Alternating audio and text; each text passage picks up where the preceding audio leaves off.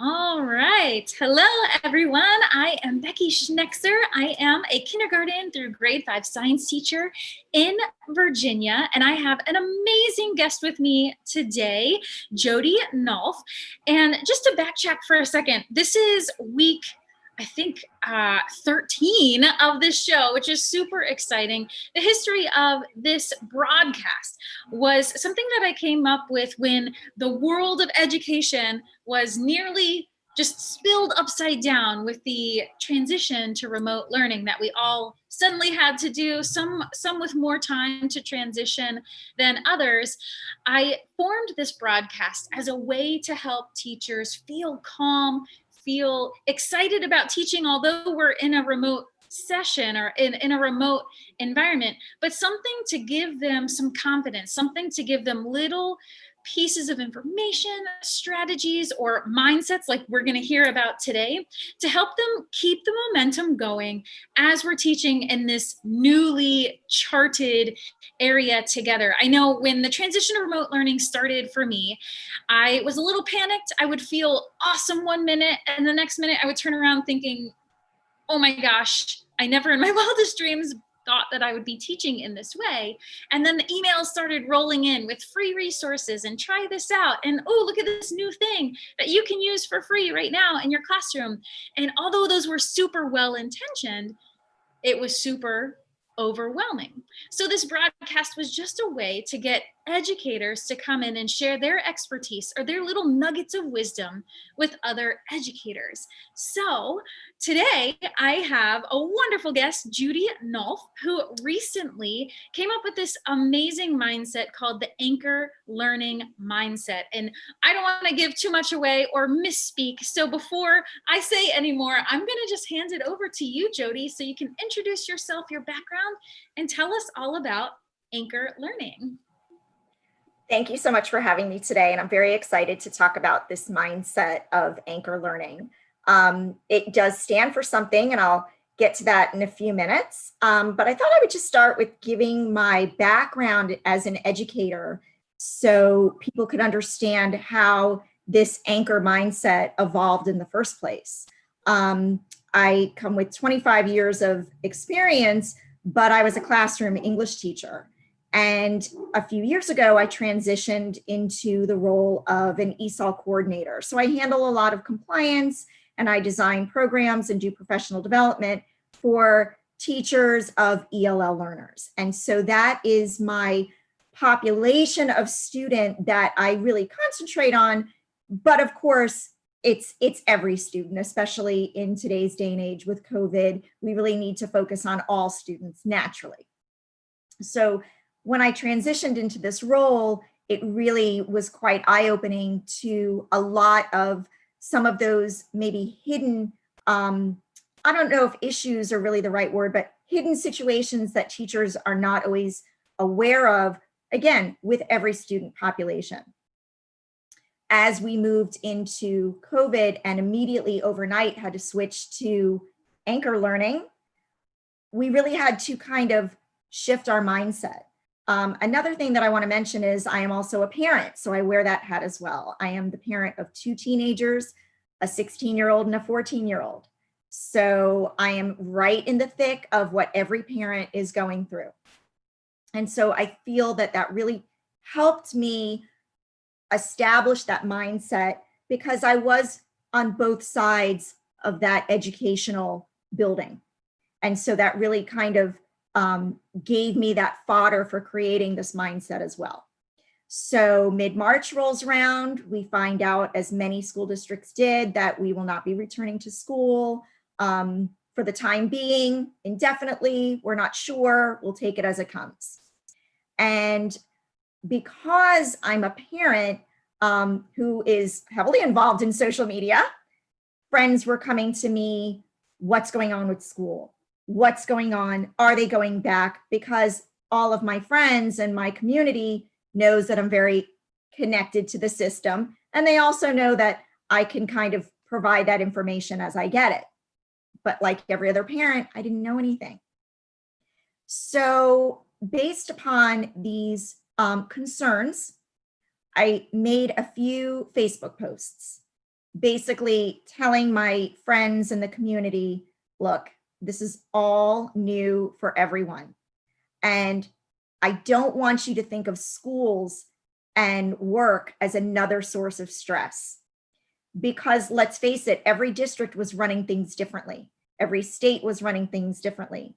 So what you would hear is, well, my friend who lives in this state, they're not doing distance learning, virtual learning, they're scrapping everything. Well, my friend lives in this state and they're reopening on this date. And so everyone started talking back and forth, which I think heightened the stress. It's, what are we going to do? Why aren't we following what my friend is doing? Why are we doing it this way? So I said, look, and I did this all in a series of posts. I said, right now, just take it a step at a time. I said, treat it like it's not March, treat it like it's August.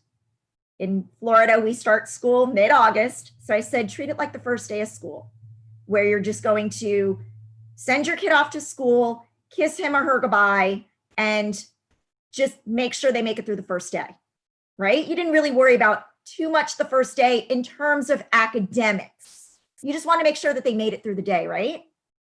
So I said, treat it as such. Just get them to log on. That's your biggest concern right now. Just get them to log on. Don't worry about tomorrow. Don't worry about next week. Don't worry about the academics.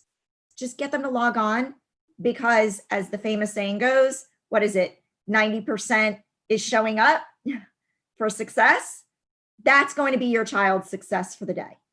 I said, think of it this way, because we always try to look for a silver lining. You don't have to wake up your kid, or at least I don't have to wake up my child and say, come on, you're going to miss the bus. Or, you forgot your student ID again. That's going to be a detention. There wasn't any of that. So I had to kind of make it a little lighter, or at least I wanted to, because that's kind of my philosophy. Like, let's just focus on what we could do right now and think of the good that can come of this.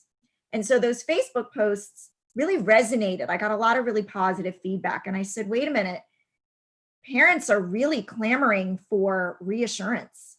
They need this reassurance. You know, we keep talking about the kids. Of course, it's all about the children.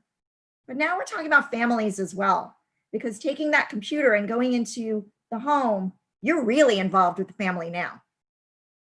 And so that kind of started this thought process. So I actually was not calling it distance learning. I wasn't calling it virtual learning. I actually was calling it crisis learning, because I thought we're in crisis mode right now.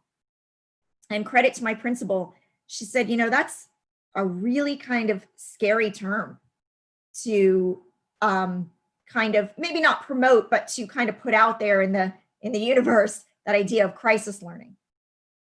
We tend to call it distance learning. So I thought about that. She really gave me something to think about. And I said, let me get back to you on that one. Let me think about this for a little bit. And everyone was calling it distance learning. And I said, you know, I don't like that either. No offense to the distance learning movement, but my thought was that also is kind of negative, because that implies that we are far apart from our children and their families. When I want to promote the idea that nothing can be further from the truth. We are closer to you now than we have ever been, because now we just don't shut our classroom doors. I come from secondary. So 50 minutes is up, that bell rings, that kid's gone. I'm waiting for my next class.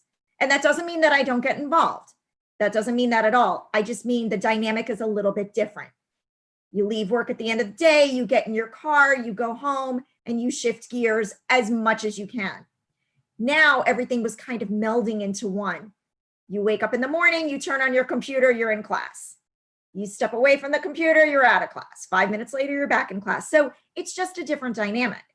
But the idea of us being distant from our students did not sit right with me. Now, I just happen to work in a school where we are the Mariners. Our logo is Mariners. And so we have a lot of nautical themes. I live in Jupiter, Florida, which is a heavy boating community. We're known for our beaches. I live right by a historic Jupiter lighthouse. And so we have a lot of nautical themes. And looking at the anchor on the wall one day at school, I thought, that's what it's about. I have something here.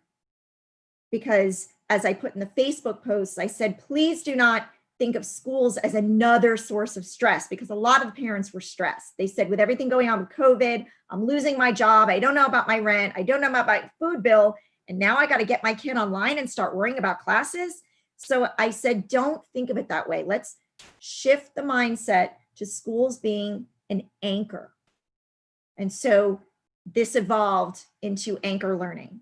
And so anchor learning actually stands for adaptive and nurturing classrooms are havens for opportunities and reinforcement. And reinforcement, that R in anchor, to me was the most significant part of this mindset, because parents and educators alike were saying, how am I going to teach the material? How am I going to do this? And I said, again, trying to find the silver lining, I said, we have no state tests this year. That's just how I think.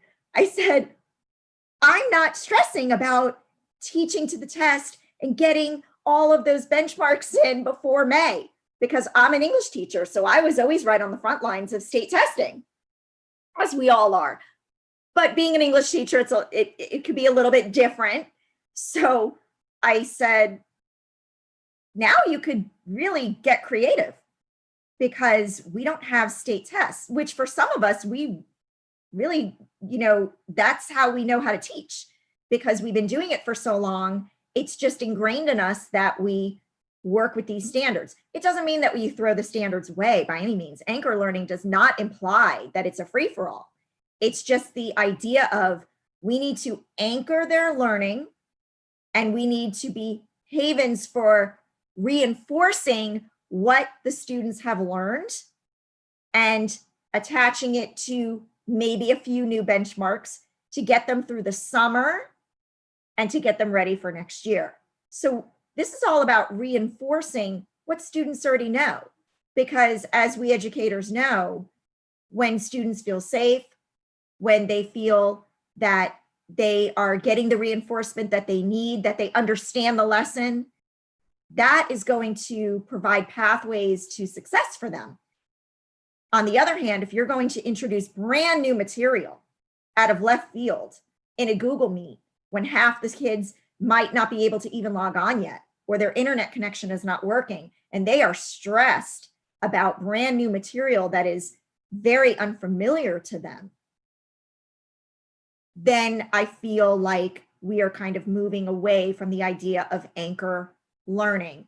And studies have shown that this idea of safety for children is paramount to their learning. Where, of course, we are getting into now the more of the movement of the mental health aspect. Now I feel that schools are more in tune with mental health because of unfortunate events that have happened in students' lives over the years. But the silver lining of that is it has provided that idea of, let's get into children's mental well-being and really focus on that as well, take that into consideration. So I think that anchor learning is a huge, huge part of that as well. And let's face it, schools are anchors for many, many reasons. We are their source of safety. We are food sources. We are mental health sources. We are resources for entire communities. So let us be that safe haven that communities can still feel that they can count on in this age of COVID-19. And we're not in the brick and mortar, but we are not away from you. We educators are not distant from you families and you students. We are, I feel that my students are closer to me now than in the past, because we think about them all the time. Are they eating today? Are their parents okay? Are any of their family members sick?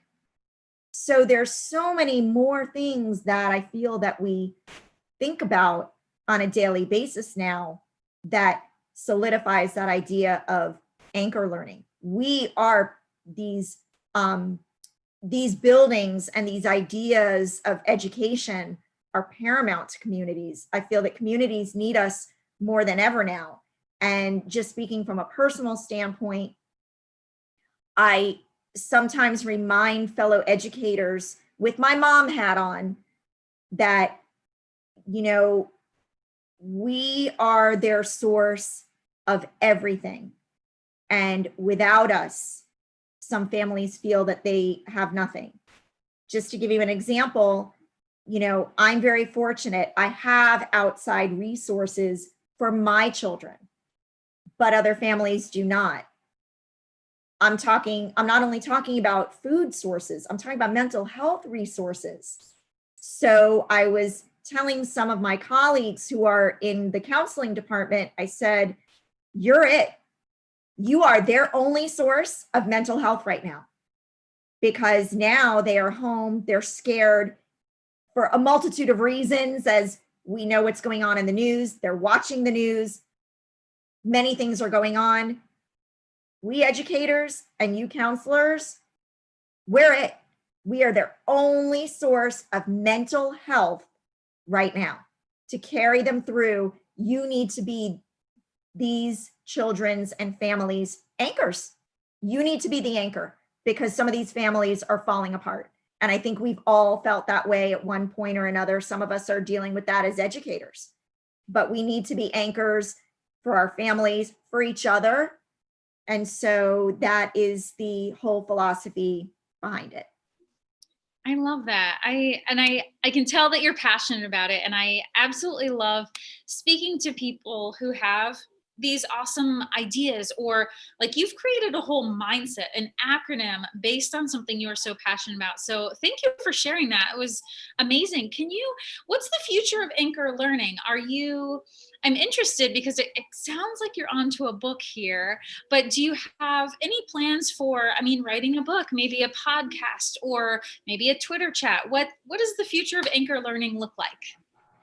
I have thought about the idea of a Twitter chat. Some of my Twitter friends and colleagues have suggested that. Now that I have wrapped up my school year, not with a bang, but a whimper, unfortunately, I would like to explore that and really kind of spread the word and spread the message. I want to do it when the time is right, because in our world right now, let's face it, there are far more pressing issues. So I want to be sensitive to the timeliness of it. But I do want to start with a Twitter chat and get everyone's feedback and input as to what Anchor Learning means to them. Because I went into this very, very long discourse as to what it means to me. But I think Anchor Learning is kind of fluid. And I feel that it's not a particular mindset for everyone. For you as an elementary educator, your take on Anchor Learning might be a little different. Your kindergarten students will have different needs than my 8th graders going on to high school. Some yes, some no. I always say kids are kids. Yeah. You know, the basic needs are there, but a kindergartner may have fears and lack of understanding that you as the anchor needs to solidify that relationship with that child in a different way that maybe a secondary teacher does. So I'd like to start with Twitter and perhaps go from there as things kind of evolve. But I do like that people are kind of catching on and saying, what is this anchor that you're talking about? And I'm saying it's a philosophy, it's a mindset that we need to change. So going forward, as you asked, now we're into summer. We still don't know what fall will look like. Actually, today as a parent, I just filled out a district survey. My district is very, very proactive in getting feedback from the community. So given that there are still so many unknowns, I want to take that idea of Anchor Learning and apply that to the unknown. And what that would look like would be this idea of, we don't know what it's going to look like yet. So right now, let's just be the anchor. Let's just be that security, that safe haven for the communities, given that nobody knows what's going on yet. I don't know as an educator what it's going to look like, but what I do know is I will be there for my students and families in some way, shape, or form. No matter what, I will be that anchor. I will be, for example, going out into the community as I've always done and securing school supplies. That is something that is just something that my team always does. We go out and we get school supplies, as many schools do. And you may say, oh, yeah, but that's just kind of a given. But now I think it's even more significant. Now, many families are hurting financially. Many families are saying, I don't know how I'm going to do this. Some families are suffering with the emotional aspect where they feel like, I'm not ready to go to a store. I'm afraid of getting sick, or I'm not ready to go to a store yet because my successful day was just getting out of bed in the morning. Everyone is dealing with their own situation. So going into this unknown, we need to be those anchors. We are the professionals. I've mentored many, many teachers over the years. And one of the things I've always instilled in them is we have an image to uphold as educators. We need to do that for our communities. That is our role. It's not just about teaching anymore. We need to be that anchor for our community. And if you ask any one of my former students, even my own children, I always say, what's my job? To keep us safe. Of course, it's very obvious with my own children, but with my students in the classroom, I said, you might think that my number one job is to teach you. That is not my number one job. My number one job is to keep you safe in any way that I can. Safety in brick and mortar schools looks a little bit different. In anchor learning is, again, going to look a little bit different. Their safety might just mean, you know what? You have food on the table. We're going to get you the school supplies that you need. You're going to be set up for the school year. Hey, maybe some of the funds that I used to use to secure clothing, school uniforms for the kids, I would probably take some of that and apply it more to the actual supplies. Maybe they don't need pens as much, but maybe they need something related more to the digital aspect. So it's evolving, and that's what anchor learning is all about. That's, I think, our role as educators. We have to set that tone.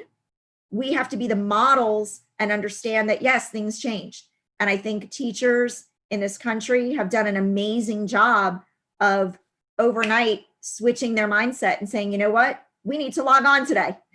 Today, we're not getting in the car. Today, we're logging on. And that's all part of the anchor learning, saying, you know what, I can't fall apart. I'm a mom. I have my own issues. I can't fall apart.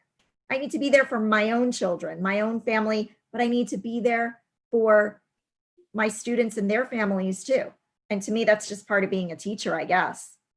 Yeah, I love that. Well, I am really looking forward to the Twitter chat when it comes about. And I think hearing from teachers around the world or educators in whatever form or whatever capacity they're in, hearing what anchor learning looks like for them. You said this earlier, it's going to look different from person to person, school to school, state to state, household to household when we're here in this digital learning atmosphere. But I love that philosophy. I love that mindset. And I am super excited for your Twitter chat to come alive and just see what this looks like around the world. So thank you again, Jody. This was fantastic. And I hope that we can have you again. I know you have a lot of expertise in your back pocket, and we'd love to tap into that. Do you have any final words for our listeners? Just to take it a day as it comes, keep everything very simple. As you mentioned earlier, when this movement came to digital learning, we all got these wonderful resources, free for the summer and free trial, and it can be very overwhelming. So if any of you are feeling overwhelmed as a parent, as an educator, For me, it's also as a daughter to aging parents in this age of COVID-19. So that's always in the forefront of my mind as well, just a little personal note. But keep it simple, a day at a time, and celebrate your successes no matter what they are. Celebrate being that anchor and saying, you know what? I barely made it out of bed today because I don't know where my next meal is coming from. But you know what? I made it. I got up, I got dressed, or I was able to make it to the store. I talk with some people and they say, I can barely make it to the store sometimes. I'm just so overwhelmed with everything. That's fine. That's fine. You'll get there. But celebrate your success every single day. Celebrate being that anchor and saying, you know what? I'll worry about tomorrow. I always say every day is a do-over. So if today was not such a great day, tomorrow's a do-over. You'll get another shot tomorrow. And then you know what? If it's not great the day tomorrow, you get another shot the day after that. Every day is a new chance. Awesome. Thank you so much. That was perfect. Celebrating successes, no matter how small you think they are or how large, they are all successes and they're worthy of being celebrated. We're all worthy of being celebrated. And I love that Groundhog Day sort of mentality. You've got another chance tomorrow and you've got another chance the next day. So that's exactly right. Thank you again, Jody. That was fantastic. Thank you for having me. It was lovely. I enjoyed it.